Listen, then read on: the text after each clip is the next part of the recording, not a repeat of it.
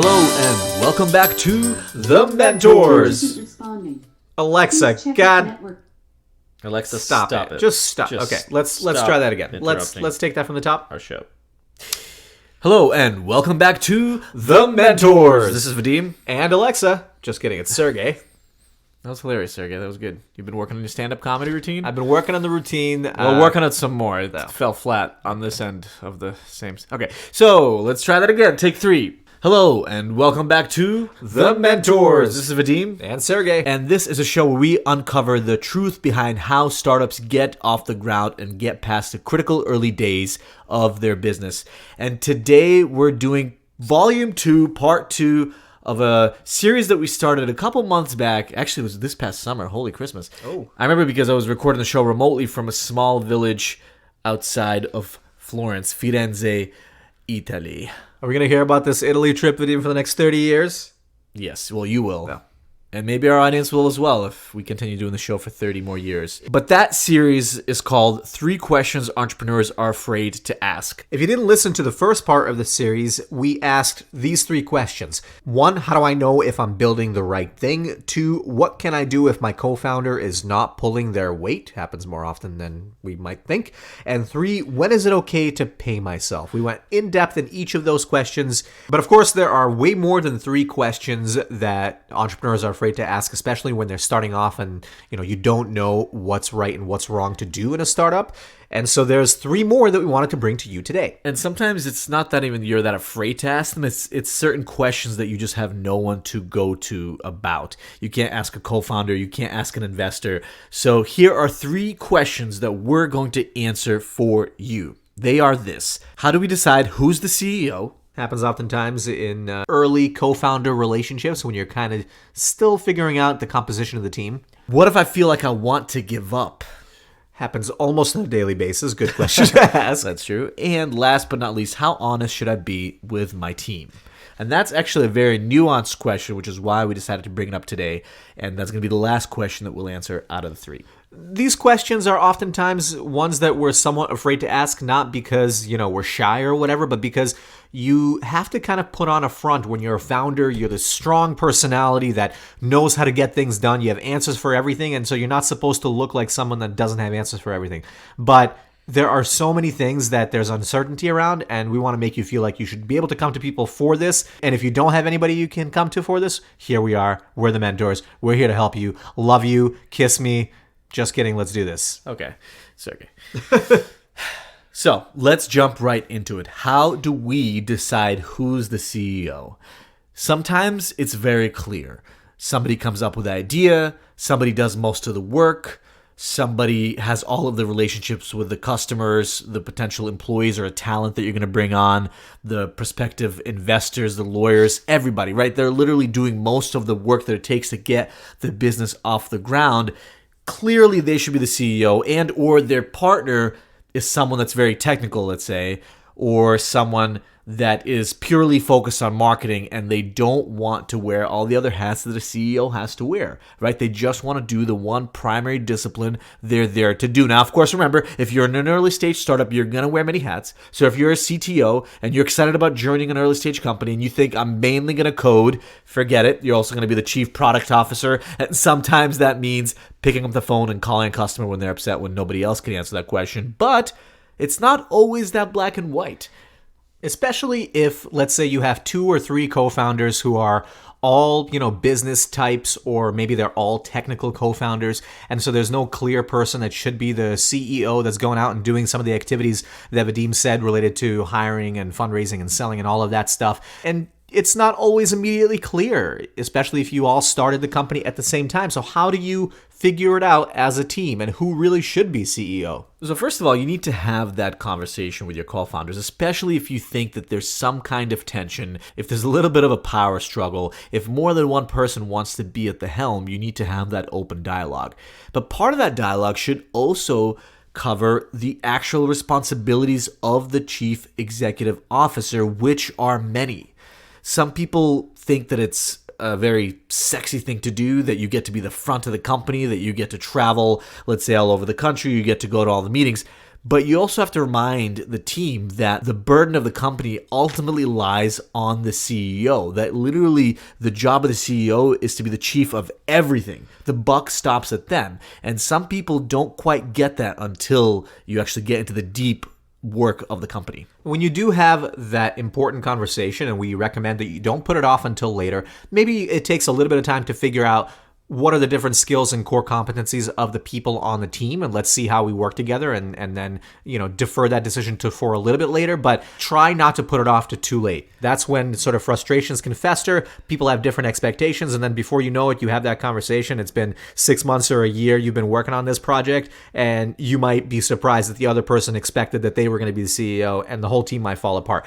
Better to have the conversation early, and if the team does have to separate or split because of mismatched expectations, at least it happens early before you sink too much time and resources into it. Okay, but let's say that the idea was developed by multiple people. Maybe somebody had the initial idea, but somebody else really helped bring it to the next level. And you do have two people or more, but hopefully it's no more than two people, that understand the responsibilities that come with being a CEO and both want to be at the top. What are our options? How do we know who to choose? Hopefully you're self-aware enough, and maybe you have a third person in the team or advisors that can, be aware on your behalf, where you can be honest with yourself on who on the team is best at setting and keeping to the vision, at keeping the team motivated and everybody is sticking to their goals, at being the face of the company and going out there and generating demand, generating investment, making sure that they shoulder the burden of keeping the company alive. Who has a natural talent and disposition for that, and who is more likely to be able to take the company to the next critical milestone that you have to reach for it to be a sustaining business. One thing that Sergey and I learned early on in our entrepreneurial career is that 100% of zero is zero. And while ownership is really important in a company, sometimes you have to be selfless.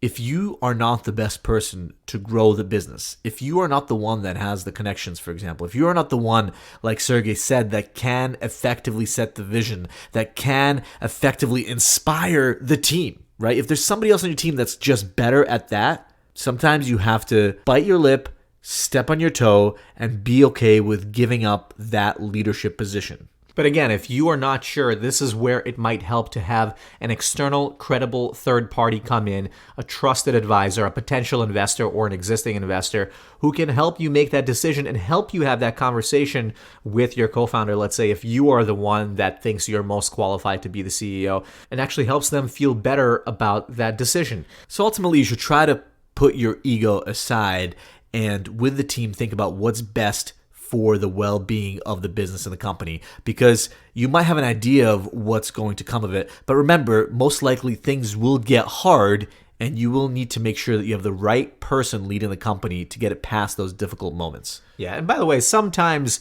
it happens where as a team you decide one person is a CEO, and then 6 months later that person decides they don't really want the job, and so you change. And I've seen that happen in companies before. Or the company will grow and then another co-founder becomes a CEO. This is the exact thing that happened at Twitter, for example. First you had Jack Dorsey, who's the CEO now. Then you had Evan Williams, who was a CEO for some time. Then they hired an outside CEO, and then Jack Dorsey again was at the top of the company. So these things can change over time as well, depending on where the company is at that particular time. The final option that happens in some companies is there is such a thing as co-CEOs.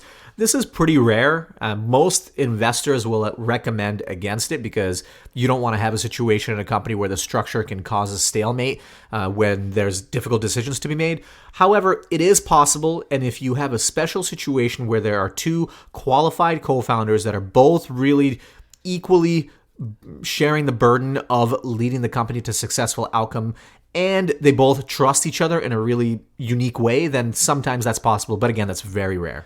Okay, the next question is, what if I feel like I want to give up? I was kind of joking when I said that it happens every day, but entrepreneurship is such a roller coaster that there are plenty of days, plenty of weeks and months that you do feel like you want to give up, or you at least doubt yourself and you wonder, should I give up? Am I spending my time in the right way? So we want to give you at least some way of thinking about it if and when inevitably you do get that feeling that maybe I shouldn't really be working on this anymore. So the first question is this. What is the root cause of that feeling? Are you really just hitting the wall and not getting any progress in your business? Has it been a long time since you experienced any wins and you've just been literally hitting your head against the wall for a long time, not moving the business forward? Why do you feel like you want to give up? Is it an issue with a co-founder that just has not been surfaced?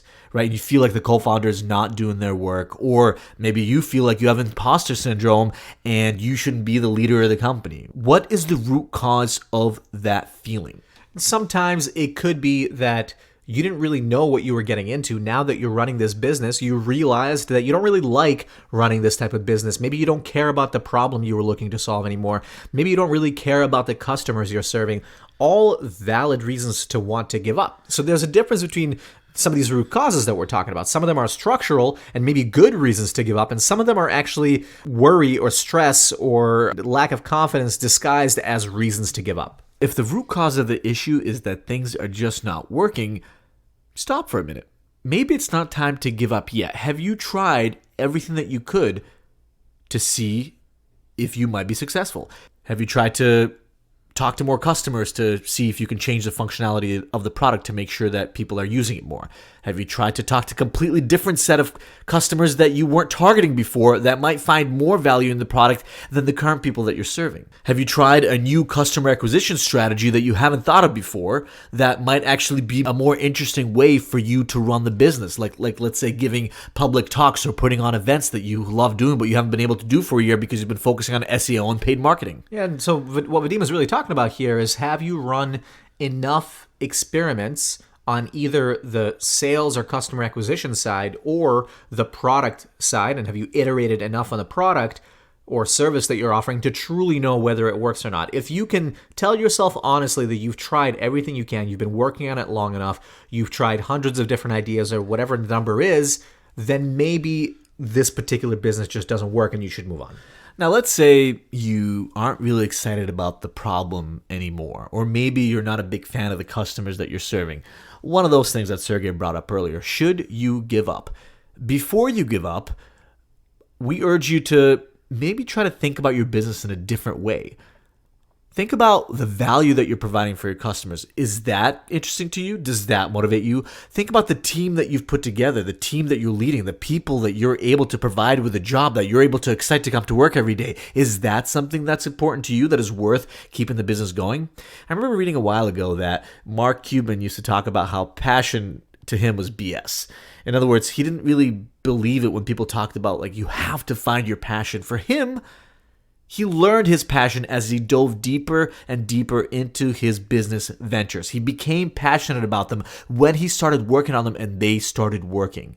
So maybe you just have to give it a little bit more time, and the passion and the feeling of excitement will come back to you if you just try a little bit longer and a little bit harder. But sometimes when things aren't working, when you feel burned out, and quite frankly, if you really have to, right, you run out of money and you have to get a job, it means you have to quit, right? Holding on to something that's not working and getting yourself deeper into debt is probably not the right move. Getting yourself burnt out, going into depression, alienating your family, all these things should be considered and should be front and center in your decision making about whether or not you should move the business forward. And quite frankly, a lot of people get too attached to their ideas that don't work, and then they spend a year or 2 years working on something that they should have either pivoted on or should have, quite frankly, given up on to open up their time and free up themselves to work on something else, a new idea, or to take on a new opportunity. It's almost like if you are in a bad relationship.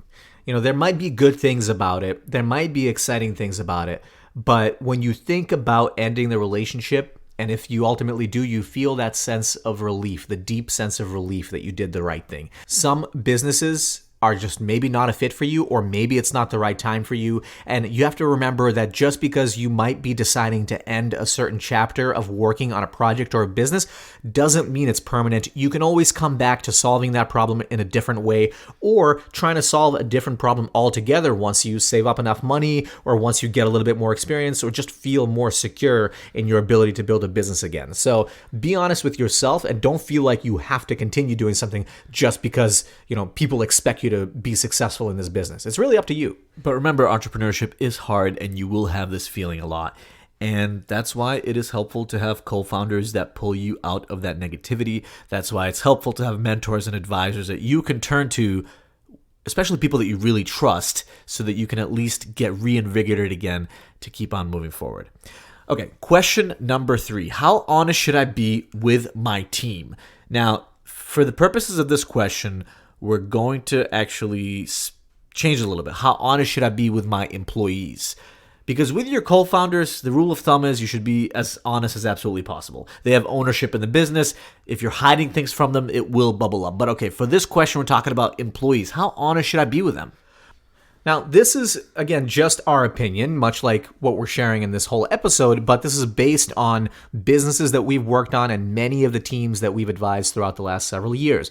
And for me and Vadim, our rule of thumb is that you should generally have a bias toward honesty with your employees and try to be transparent, because without trust in a small team, you will never get anything done. But there is a but. There is always a but.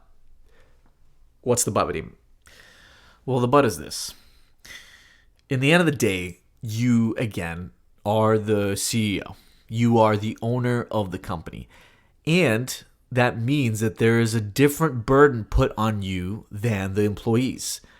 As the owner, you have to shoulder that burden. You have to be okay with shouldering the burden of the day-to-day ups and downs of running a company. It's only fair because you have the ownership, you have the potential upside, and therefore you have to deal with the burden. The employees should not have to feel every burden that you feel. You can turn to them for help if they can help you resolve an issue. You can rely on them and delegate things to make sure that they're helping you get through the difficult moments of running the company. But you shouldn't go to them every time you have a negative feeling or a negative thought or you're feeling down. Perfect example of what we just talked about. Maybe you feel like giving up, or you've had fleeting moments where you feel like you want to give up. Should you tell your employees every time you feel like giving up? No, of course not. If you feel like giving up, then they all will. Unless you want to shut down the company, don't say every time you have that feeling. But if you made the decision that you will give up at some point and there has to be a transition plan in place, such as a new leader put in, that's a good example of a time where you might want to be honest with your team so that there can be a plan of action put in place. What Vadim just said, if you have certain doubts about the business or the direction or something that you feel like you should be honest about, and you feel like the team can directly help you come to a resolution, then maybe you should be honest about that thing today. But if there's something that you're stressed about that might be a problem in the future, or, maybe we might lose this customer and it's a big customer, and if we lose this customer, we might lose that investor and then we might be screwed. Sure, that's a risk, those are real risks that you're thinking about, but you're already projecting 3 wrong things that can happen. That's probably not something you should be voicing to your team. You should be using your team to help you come to a successful resolution in this case. Remember, when you are recruiting talent, that talent agrees to work with you for a reason. They're excited about the vision. They're excited about joining you as the leader. They're excited about the peers they're going to get to work with. You have to continue to be that strong leader, to inspire them, to motivate them, to make sure that everybody is working towards a common goal and that everybody is doing the best work they possibly could. If you're constantly coming to them with different ideas or different directions you want to take the business into, if you're constantly coming to them with every problem that enters your head or every complaint that you get from, let's say, an investor or a co-founder, they're quickly going to lose trust and they might go somewhere else. So look, with all of these 3 questions, ultimately remember, this is your company. You can run it in a way that makes sense for you. This is part of the beauty of entrepreneurship. You are building the business. You are the owner. Every single decision is in your hands. Really, nobody can influence it. Of course, yeah, if you raise a Series A round and you give up 50% of your company, well, then maybe somebody else can influence those decisions and somebody could even fire you. But as long as that's not the case, most of that power and most of these decisions stick with you. And so we're giving you some suggestions for how we might run things. We're giving you some suggestions based on what we've seen transpire in all the different companies we've advised or talked to or seen or observed or read about. But at the end of the day, the decision is up to you, and hopefully you can take this advice like you would from any mentor or advisor, synthesize it, but then make the decision in a way that is informed by you and you alone. if you're sitting there and you're listening to this episode and you have maybe one or two or however many questions that you are afraid to ask someone, or you just don't have anyone to go to with specific questions about your business or about what you should do, please send us an email, info@thementors.co, and we'd love to reply to you directly if you're comfortable. We will share that question or a couple questions in a future episode so other people can benefit from it as well. And we do ask this in almost every episode, but honestly, if you can share it with just one friend today, it is really helpful in helping grow awareness about this show. And I think your friend might appreciate it too, especially if you found value in this and you think they might too. So go into your podcast listening app, click on share, email it, WhatsApp it, send it to a friend. It really will mean a lot for us, and we do appreciate that you're doing that for us as well. Thank you so much for taking the time today and listening to this episode, and we will see you at the end of the week.